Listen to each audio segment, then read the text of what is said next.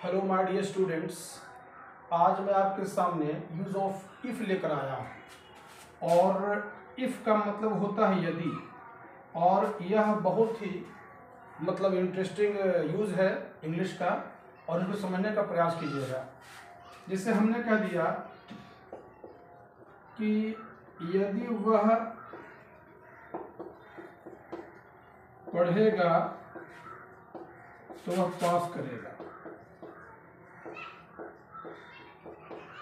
यह बात ठीक अनलेस वाली है। फर्क यही है कि इफ वाले सेंटेंस में डू नॉट डज नॉट लगेगा, जबकि अनलेस में डू नॉट डज नॉट नहीं लगेगा। पहला मैटर, आप देख रहे हैं कि सिंपल फ्यूचर टेंस के दो सेंटेंस आपस में जुड़कर के एक हो गए हैं, और सेंटेंस की शुरुआत यदि से हुई है। तो यदि आप इसको बनाइएगा कि if he will read he will pass, ये गलत माना जाएगा। If he will read he will pass, ये गलत माना जाएगा, क्योंकि कंडीशनल क्लॉज माने हम तो कंडीशनल क्लॉज का मतलब होता है शर्त सूचक उपवाक्य। और उसमें क्या होता है कि पहला सेंटेंस जो है वो बिलोंग करता है कंडीशन से, और दूसरा सेंटेंस बिलोंग करता है रिजल्ट से।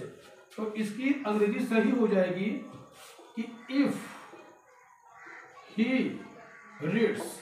अब देखिए, ही जो है सब्जेक्ट हो गया, और रीड्स जो हो गया V5 हो गया, S प्लस V5 मिल करके ये हो गया आपका प्रेजेंट टेंस। कुछ हो गया प्रेजेंट टेंस, अर्थात प्रेजेंट इंडेफिनिट टेंस हो गया। और वह पास करेगा तो यहाँ पर हो जाएगा ही विल पास। तो यहाँ पर आप देख रहे हैं कि सब्जेक्ट है, सहायक क्रिया विल है, और पास आपका V1 है।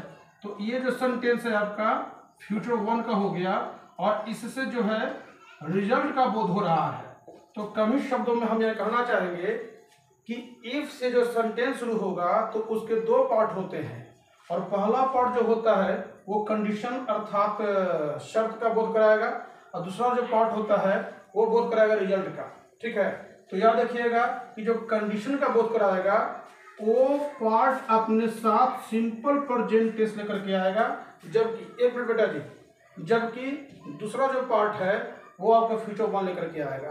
तो मैं कहना चाहूंगा कि यदि वह पढ़ेगा तो वह पास करेगा कि सही अंग्रेजी बन जाएगी if he reads he will pass. ऐसी जानकारी के लिए आप हमसे जुड़े रहें।